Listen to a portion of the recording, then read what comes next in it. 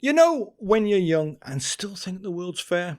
So you write up a neutral proposal and then management goes and picks the stupidest option on the list. Sound familiar? Yeah, you're not the only one.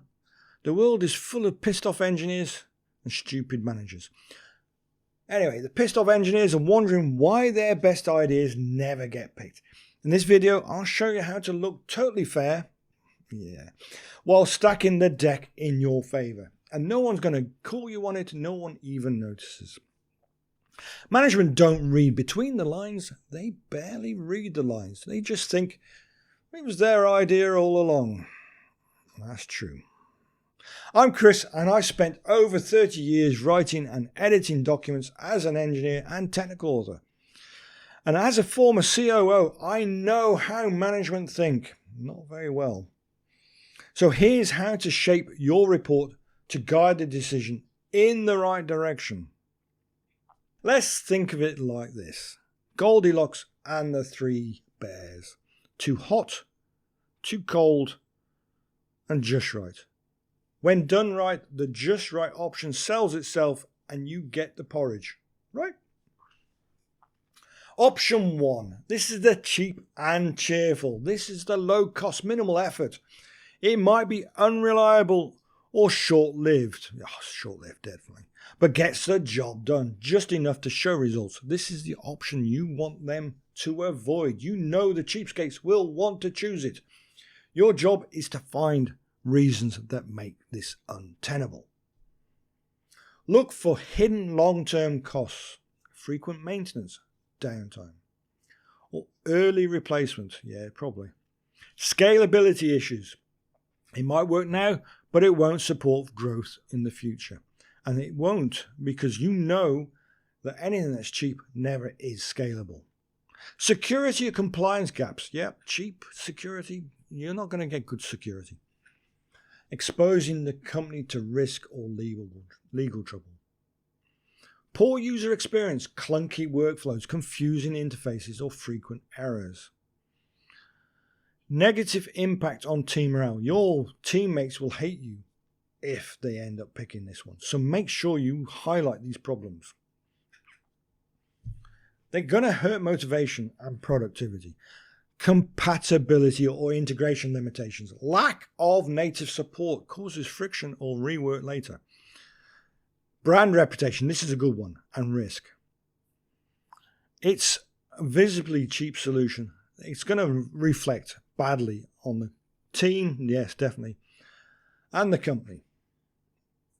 Look, you don't need to make this option sound bloody terrible, but strategically fragile enough that it's hard to defend. You need them to know that they can't defend this.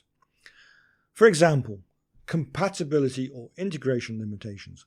While this option meets baseline requirement, it lacks native support for integrations with the existing systems. Bridging those gaps will likely require extra engineering effort, increasing risk of delays and introducing fragility into the overall architecture. You get the picture. So option 2, the Aberdeen Angus, the premium beastie. This is the high-end, all-singing, hairy, all-dancing solution. It does everything. It scales beautifully and ticks every single box. But it's expensive. This option shows that you've considered the gold standard, even if you know it's overkill for the situation. It is. Make sure it is. Make this option expensive enough to be off-putting, but not so obviously expensive that people see through the tactic. You want them to go, ooh, it's a bit pricey. You don't want them to go, bloody hell, we're not touching that with a barge pole. And since it's packed with bells and whistles, highlight features that aren't actually needed. A bit like that might annoy the boss just enough that their only choice is the perfect, the absolutely beautiful, the sublime, the one and only balanced recommendation. Option 3, your real pick. This is the sweet spot, the solid, thoughtful choice that avoids the pitfalls of the cheap option and the overkill of the premium one. It's realistic, efficient, cost-effective, and conveniently the one that you believe in. Why is that? Because you want it. Make sure to mention a minor flaw, something you're willing to live with that doesn't affect the delivery, the customer, your boss, or her boss. This shows you're honest and balanced, boosting your credibility. Presenting these 3 options gives decision makers a clear frame: the bad, the good, and the just right. You'll stop feeling like your recommendations are ignored, and instead decision makers will start picking the right solution, your solution, without you having to fight for it. Oh, that'd be nice, wouldn't it? You'll finally feel like your work is being understood. You'll feel more confident you can actually shape decisions and have clarity on how to communicate options effectively.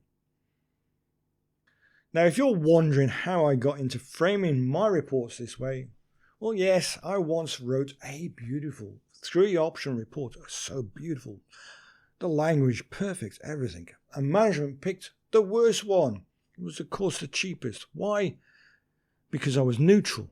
I hadn't led them by the nose to the right conclusion. Get that Aberdeen Angus up front. No, you want your balanced one up front. So it was a lesson learned.